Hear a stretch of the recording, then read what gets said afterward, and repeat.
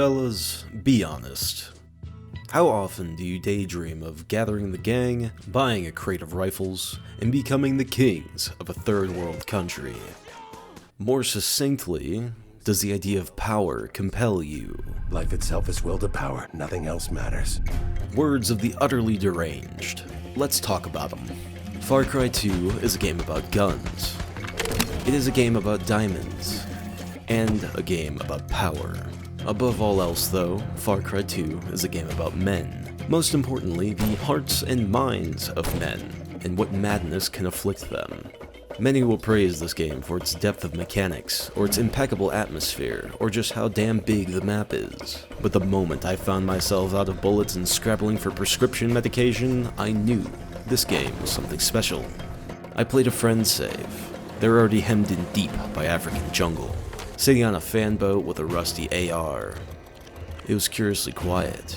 No objective markers in my face, no apparent threat, not even a bumping soundtrack to let me know I was on a stealth mission. I drove around a while, then got murked by a Somalian with a Charlie G.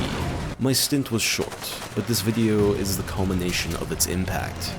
Ever since that day, I needed to know. I needed to understand why everyone wanted to kill me here, what I was doing here, and I needed to find someone. Whichever one of these little bastards gave me malaria. Speaking of bugs, some Linus tech tips. First, cap your FPS to 60.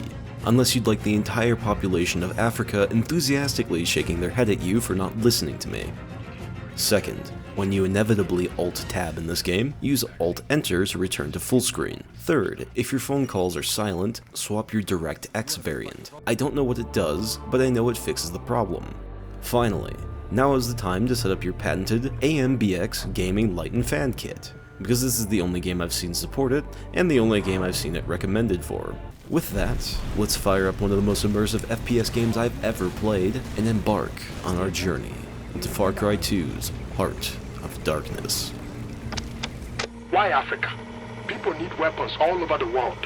Why here? Why my home? Every place is somebody's home, pal, but it doesn't stop people from going to war. Premise: you are a nothing person.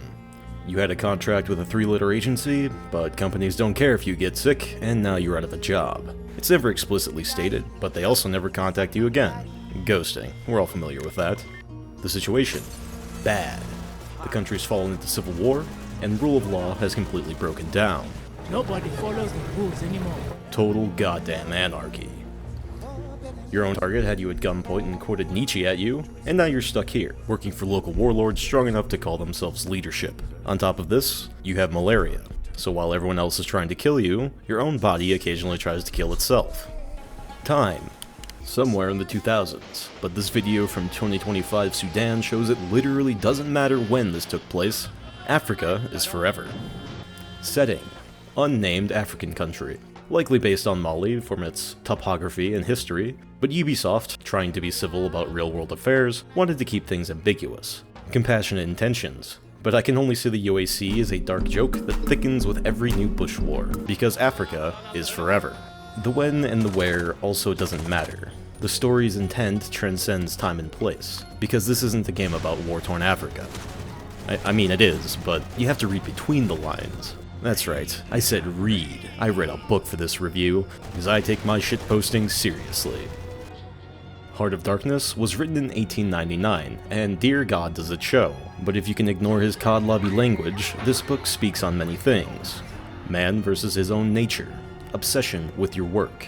And yes, the only point people seem to actually take away from this book, European imperialism in Africa. I find this kind of incredibly frustrating though, considering the opening monologue literally talks about the Roman Empire invading England, and finding it to be an inhospitable wasteland full of primitive swamp people. It's easy to get bogged down in comparing old work to modern sensibilities, but that's truly missing the forest for the trees here. In my humble, media-illiterate opinion, Far Cry 2 and its stories it's based on are critiques of power dynamics on a grand scale, from the lion raping the small dog when it barks, to global superpowers toppling small governments when they pop off.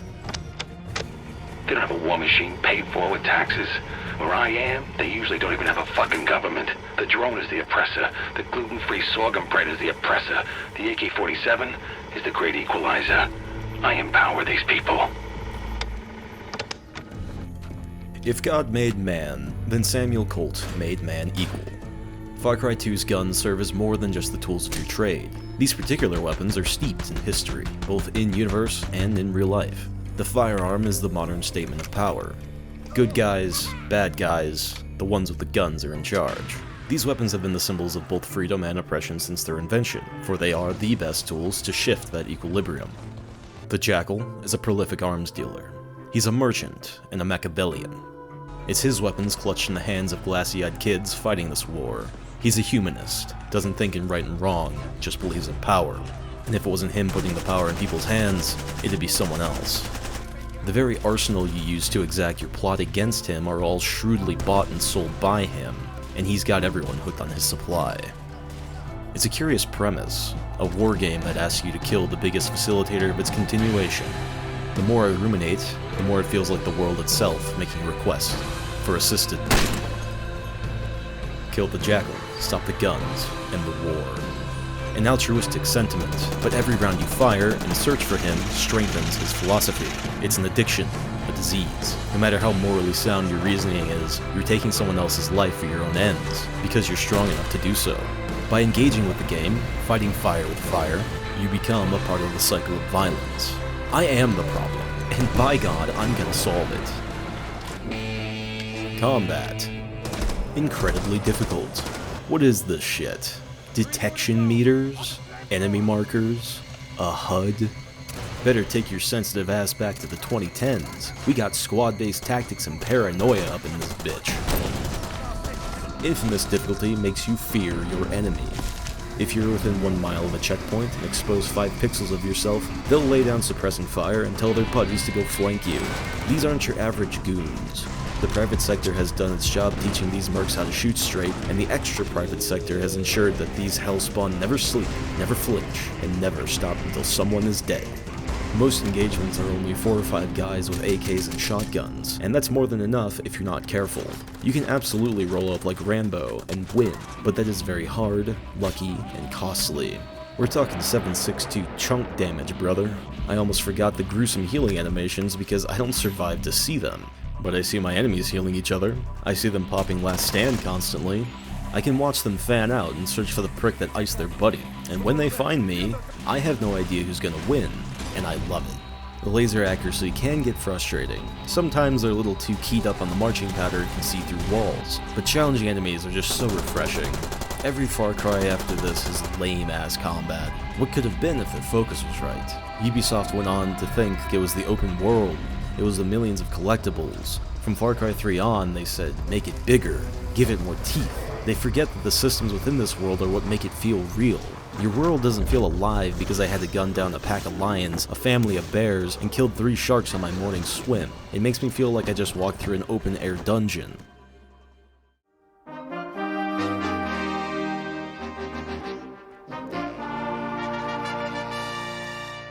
Red Dead Redemption 2's hunting feels like an experience because it is an experience. You need to track the animal, you need to study the animal, you need to become the animal. Then you have to choose the correct weapon and ammunition, and place a fatal shot on your target for a perfect pelt.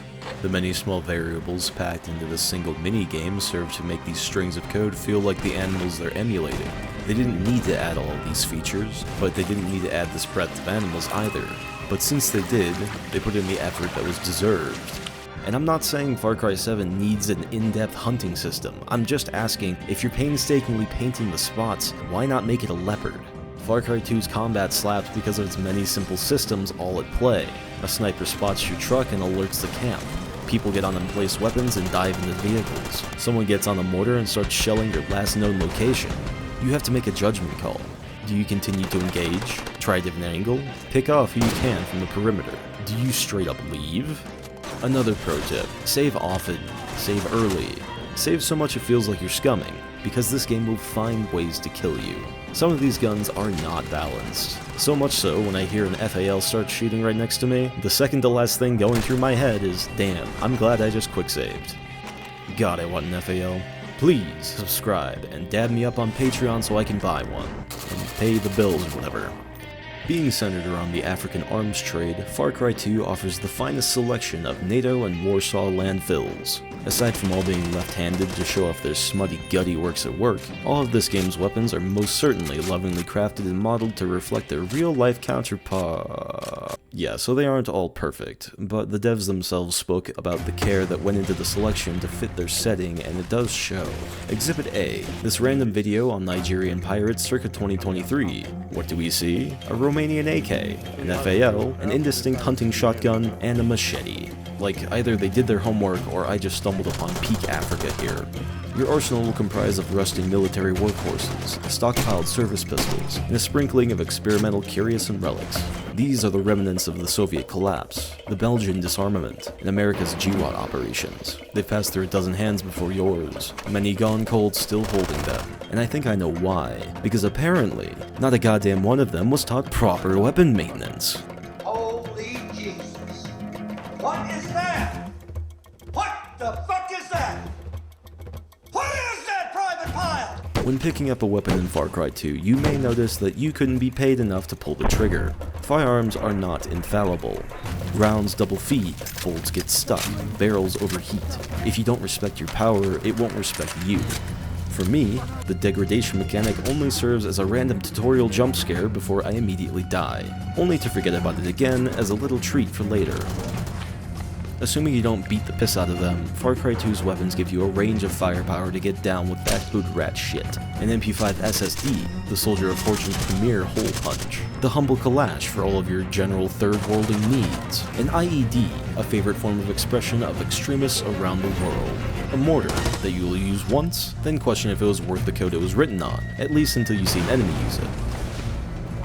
Every gun will eventually break, there's no fixing her. But you can purchase a new model, always ready to restock at the local milsurp store. Nonetheless, even the golden gun will succumb to entropy, faithfully serving you until the final round that breaks its gas blocks back.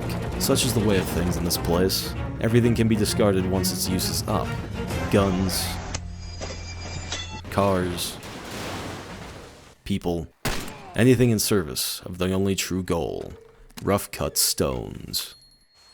The African economy is based and reality-pilled.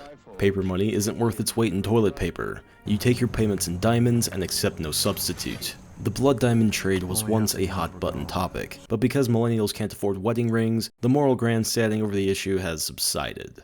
That doesn't mean it's gone away. Absolutely not.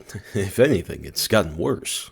But is it as bad as the ivory trade? The Heart of Darkness exchanges diamonds for tusks, but the core concepts of exploitation is still there. Beyond the trusts and stocks and the funny money lies tangible things with attached value that make the world go round, because of their inherent value, and the labor needed to extract them from their source.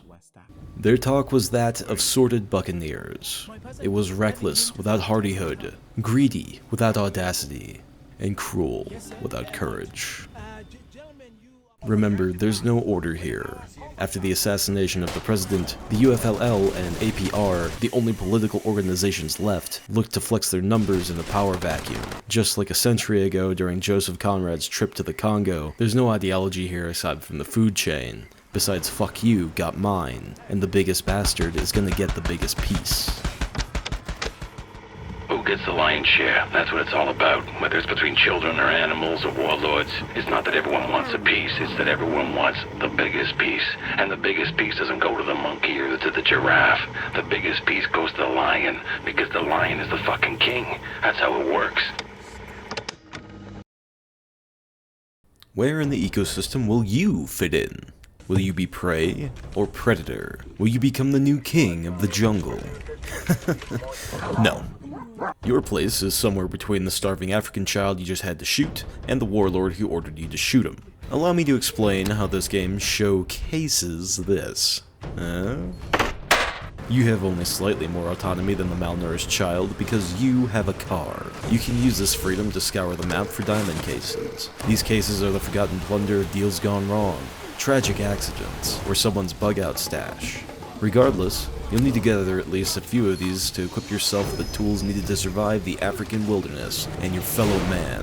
Further, the Jackal's interview tapes can be found in the same method, so if you aren't rewarded with a bit of lore, then you still get to steal the pittance life savings of the starving child. Do not cry for him. He played a game of hide and seek, and he lost. Let this be a valuable life lesson. The weak should fear the strong. A fine line easily determined in the animal kingdom, but what separates these groups amongst men depends on the place. Status, wealth, charisma, strength. In modern day Africa, it's a fucking gun.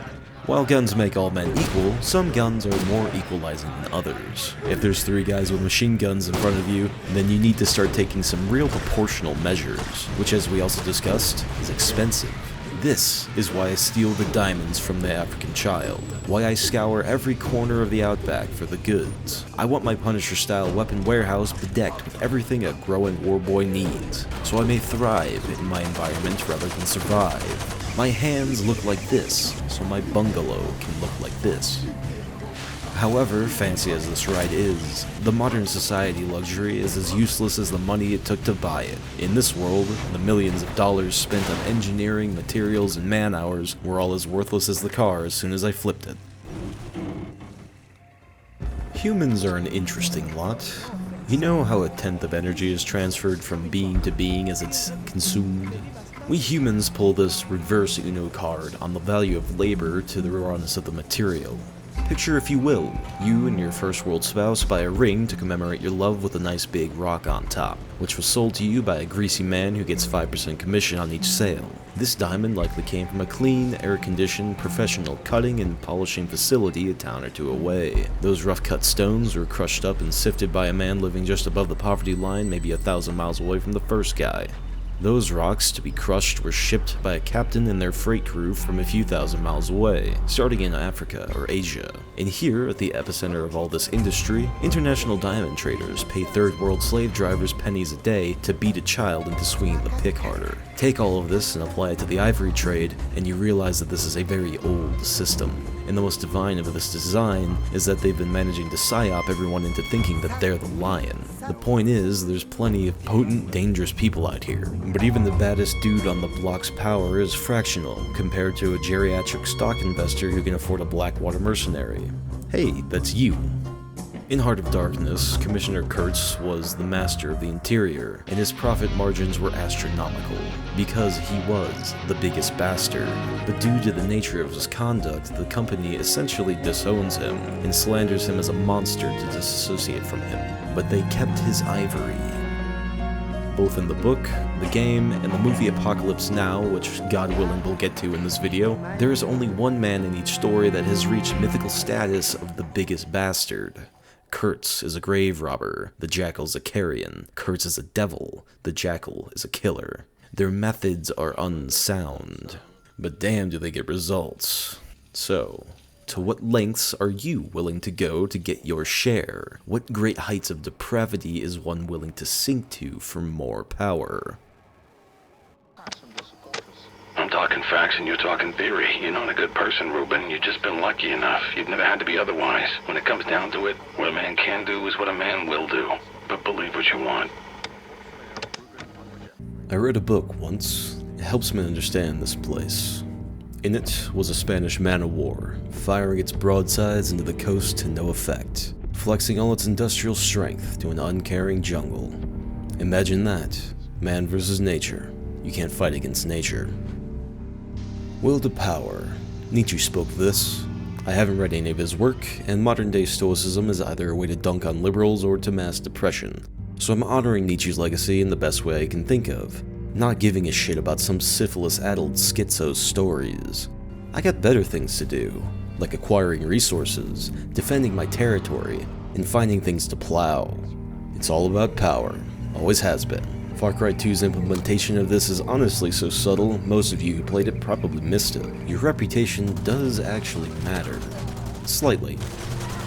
If you harass other mercs in the ceasefire zones, they'll talk shit back to you like you're the STD currently making their left testicle ache. Last chance not to be a fucking idiot, man. But get some kills under your belt, blow some shit up, eventually their tune starts to change. They'll still suicidally charge you anywhere outside town, but you're getting shot a lot of looks in the ceasefire zones too.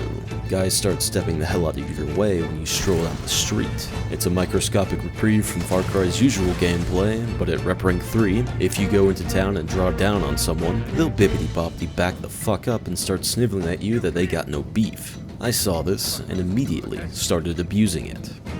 It felt good. It felt powerful. I finally felt an ounce of control in a world where I can catch a 40 mic to the chest at random. I carried on, jovially shoving my pistol in everyone's mouth to shut it up for them, prodding to see what these so-called professionals would say when I finally frenucking get them. Then they got tired of my shit and gunned me down like a dog in the street. In this moment, it clicked for me. It's about posturing. Everything is. It's the only way these systems work. How's one man supposed to quell a civil war, or master the interior, or conquer a country? Bluffing. It's the only way it works. You can make an image of yourself larger than life that keeps everyone else in check. That's how governments do it, isn't it? They can't have a cop on every corner, nor a handler for every citizen. Hell, if we all stopped paying taxes tomorrow, they couldn't even really stop us. Let me say that again. If we all stopped paying taxes, they couldn't really stop us. What allowed Kurtz to become the king of Africa was an aura of fear. He promised his competitors he'd murder them in their sleep, broke the surrounding tribes with gunpowder and smooth talk, and decorated his camp with the skulls of his enemies and the trophies of his work. I mean, really, he's the peak male fantasy when you think about it. He was also a fat, sickly, balding middle-aged man, lying on his deathbed from what else but malaria when the protagonist reaches him. There's plenty of scientific measure to study raw power, but in the world of social maneuvering and manipulation that the civilized man occupies, power is truly an all-in-lay-head-ass game that, frankly, I don't understand. Putting someone's head on a pike, now that's a message received. Shoot the wound, then execute the wounded. Burn them. Take them in close combat. Destroy their preconceptions of what a man is, and you become their personal monster. When they fear you, you become stronger, you become better. But let's never forget, it's a display. It's a posture, like a lion's roar or a gorilla thumping at his chest. After my interactions in town, I honed in on the conversations these men were having while I was sneaking around giving them something to talk about. What I found is that they were absolutely lost to the horror, festering profanities under their breath as they find less and less of their friends still upright. When I got here, they sounded agitated at my mere existence, but now they're starting to buy the posture. All the killing, all the explosions, had garnered me a reputation that these NPCs actually respected, even if it did virtually nothing for me mechanically. But I've got a lot of thoughts on reputation that we'll circle back to later. While street cred means nothing to these people, Far Cry 2 does empower you in other subtle ways. You start weak, in every sense of the word, and this game puts you to work to earn your strength. Literally. The employment situation is a gig economy of corporate espionage and homicidal tendencies. Like the other iterations of Heart of Darkness, Far Cry 2 takes place in Malaria town, so you're immediately bedridden by a bug carrying a microscopic organism that almost kills you. This handicap, however, is mechanically implemented into the game. You'll be struck with violent bouts of nausea and convulsions, and as the disease worsens, you straight up get more out of shape, sprinting slower and shorter distances. A running theme of the Dark Hearts is malaria, and I believe it is to show us how obsession's disease plagues the mind. It marks the person as infected, like a rabid dog, long lost to the sickness but still clinging to life and clamping down on whatever is deemed their cure. Wait, I kinda forgot. I am the problem. The malaria. Quiet now, but still lurking inside me. The disease doesn't just show how weak you start, it signposts that you're the fucking bad guy. The reputation, the ruthless violence, the sickness always coming back to haunt you. All these years I thought it was the Jackal. He's written just like Kurtz. Every time I played Far Cry 2, I felt the gravitational pull of the Jackal's profound words, the mystique in our few and brief encounters, the pragmatism of his audio logs. I dare say I was a bit obsessed. And I did a whole lot of killing to have these little meetings with him.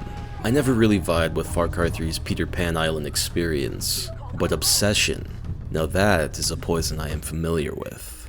Maybe men become monsters for different reasons. Something to ponder.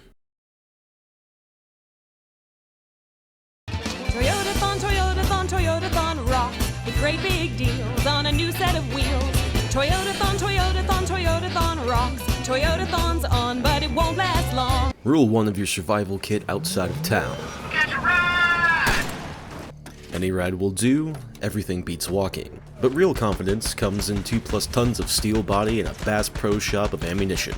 Technicals provide mobile firepower at the cost of getting spotted and domed from a mile away. A sacrifice well worth when you have a grenade launcher.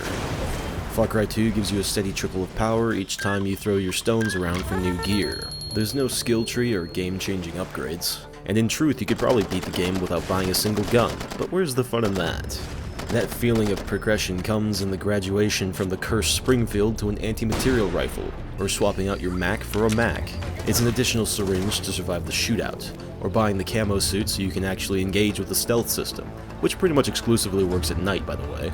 Buying bandoliers adds another magazine to your weapon, repair upgrades make you a master of turning a single bolt. The real beauty of your toolkit is your arsenal's ability to fill different roles for each category. A good rule of thumb is to carry an explosive for vehicles, a lead spitter for groups, and a weapon that, at the correct range, will take a chunk of shit from your target and throw it on the floor. Your secondary could be a big and showy Desert Eagle, or it could be a thump gun.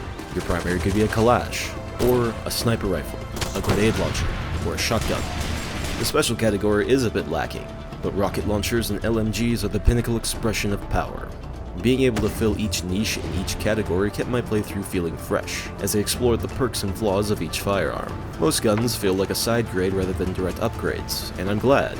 A set of meta-tier weapons would have trivialized the decision-making that made me love revisiting my warehouse. I enjoyed finding the secret sauce that made my 3 choices of weapon feel complementary to one another, and there's enough variety for a little LARPing if that's your thing. It's fun now and then to run around as a Soviet rocketeer, or a Gulf War gunner. Who's to say what kind of man is attracted to Third World Civil War? Not my ass, I like clean drinking water, but you'll encounter a laundry list of mercenary buddies still humping it through war zones for their own motivations. I'm looking for somebody to go to a clinic and destroy some medical supplies. Up for it? The motif of foreign exploitation is a bit more subtle in Far Cry 2 than the horrific campaign of European adventure capitalism portrayed in the Heart of Darkness, but it's still everywhere.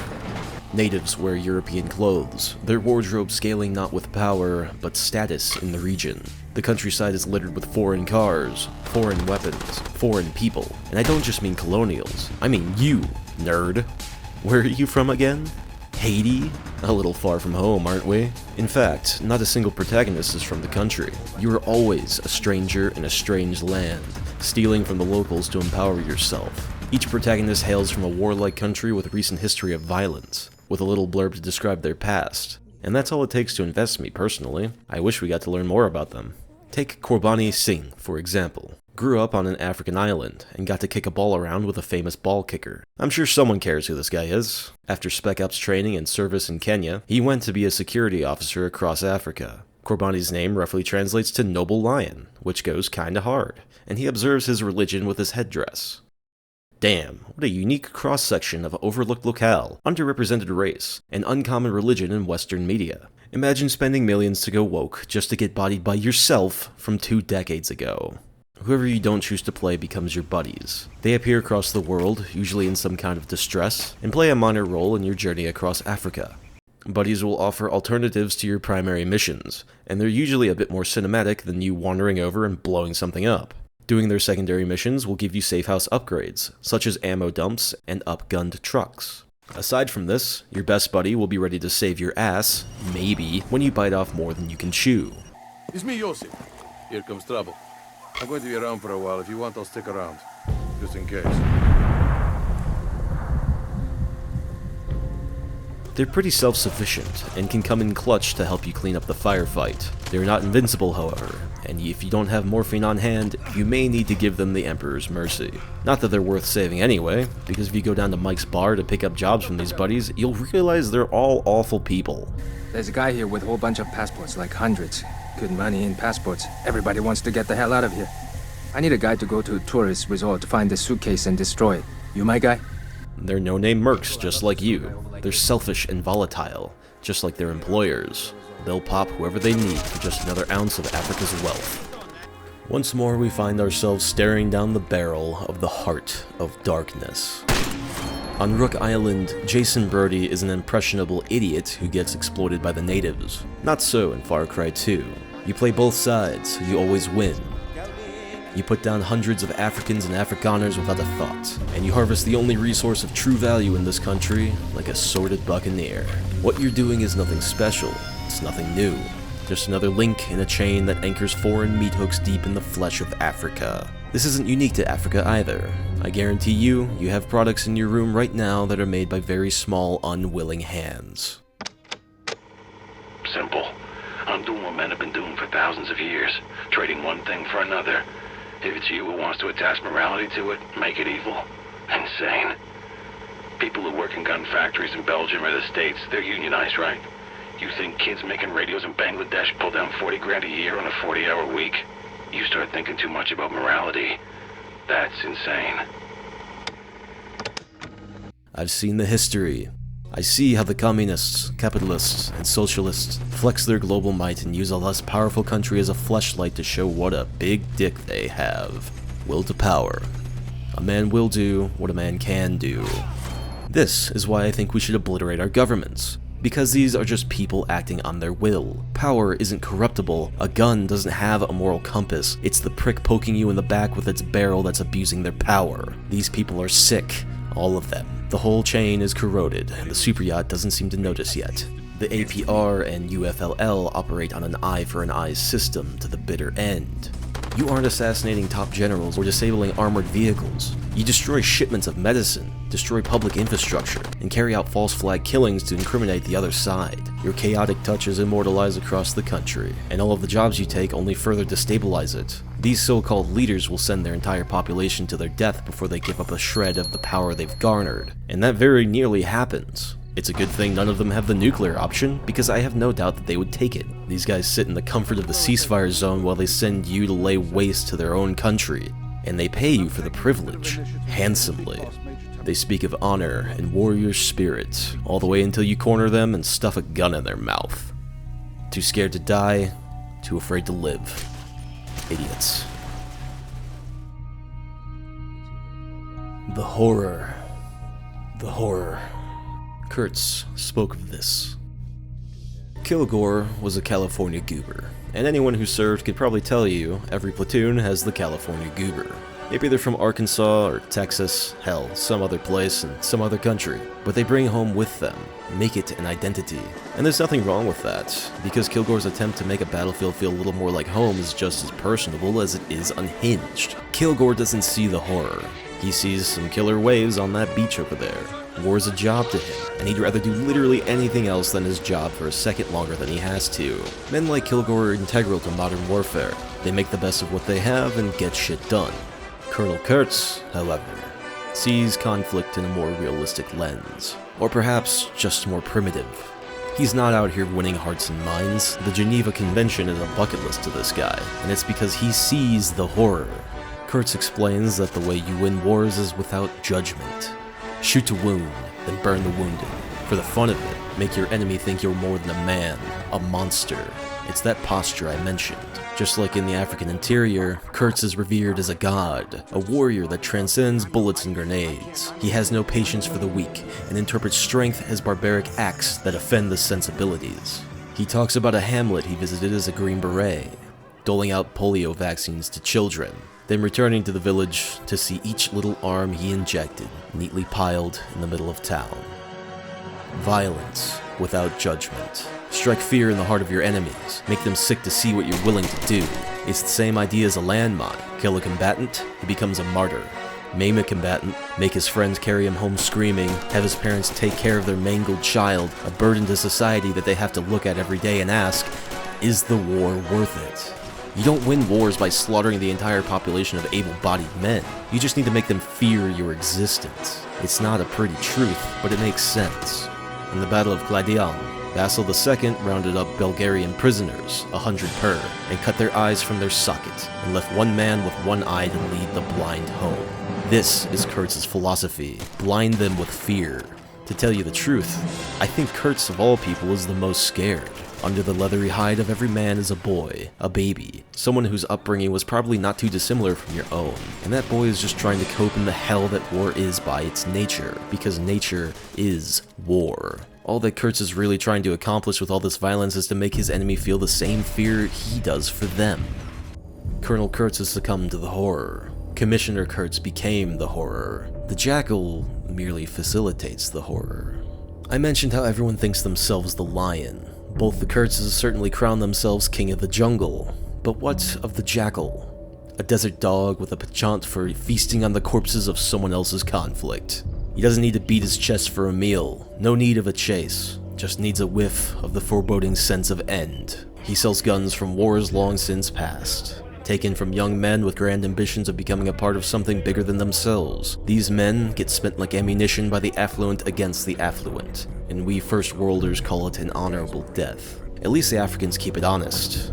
Every battle is nothing more than a ploy to get more land, more resources. The Jackal keeps it honest. He sells to both sides, prolongs the conflict. He drip feeds his arsenal rather than lump sum deals. The more desperate his clients get, the more money they drop for less guns. It's pragmatic, Machiavellian, and it's brimming with unnerving logic only a human mind could be capable of. I love the Jackal. He's by far the best antagonist of this entire franchise. Yes, even better than him. This guy has taunted me, kicked me, set me up, and all the same saved my life more than once. Through every playthrough, I have never felt a shred of hatred for this man, only a burning need to understand him.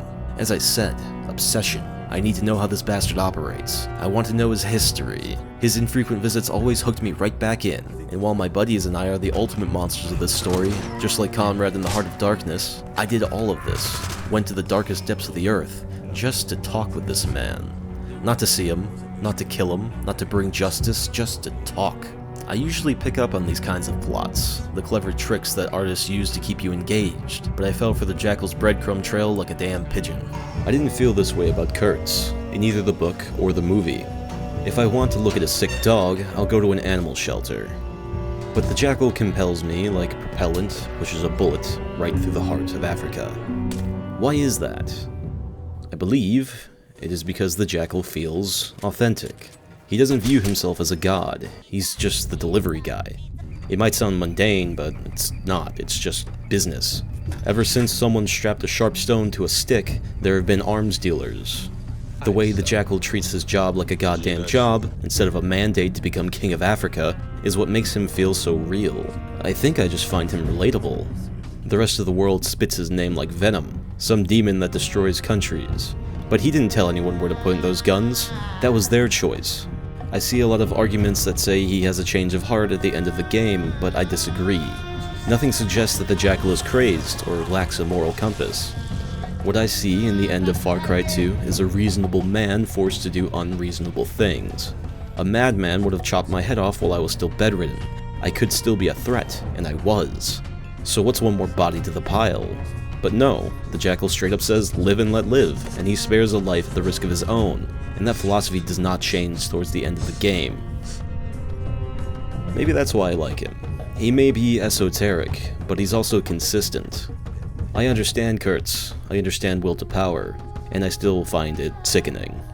I understand the Jackal, and I agree with him. The only way this is gonna work is if we see it the whole way through to the end. Every cell of this cancer has to be destroyed. That includes you and me. If we don't finish this, then the whole mission has been a waste, a farce. It'll start up again just like it always does. Of all the iterations of darkness, I find Far Cry 2's conclusion to be the most compelling. Colonel Kurtz made friends of horror and fear, for he could not bear them be his enemies. His fear molded him.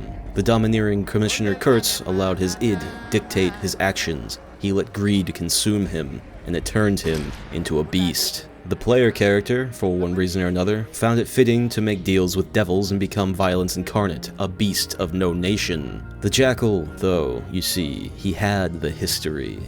Learned from its mistakes. He saw the horror and did not succumb to it. Despite it all, he didn't release himself to the beast. Someone recently asked the Great Void, how does love win against teeth? And in this book, Conrad concludes that teeth is simply the natural order of things. There is no love. Maybe Conrad is right. It's the cycle of life. The last chapter of The Heart of Darkness is all of what was of Kurtz being eaten by the carrion he called his companions and colleagues, left nothing but the memory of the man. But what makes a man? What justifies a man's death? By what insane calculus can we measure out violence in proportion? I've already mentioned a gun has no morals, only the people who use them. What is the quintessential difference between Kurtz's murderous business practices and the Jackal practicing the business of murder? Judgment. Judgment of a situation. Judgment of your ethics. Self-reflection, really. You know the right thing to do. I know you do. We all do. Love wins over teeth. With judgment. Sacrifice. And a little bit of teeth of its own. It's necessary. You needed to protect yourself. To protect your home. And the Jackal understood that everywhere is someone's home. Fear is the teeth. Fear is what keeps the Jackals of this world at bay. But let's never forget, it's a posture. Lest you lose yourself to the act, lose your love, become less than a man. That could be fatal.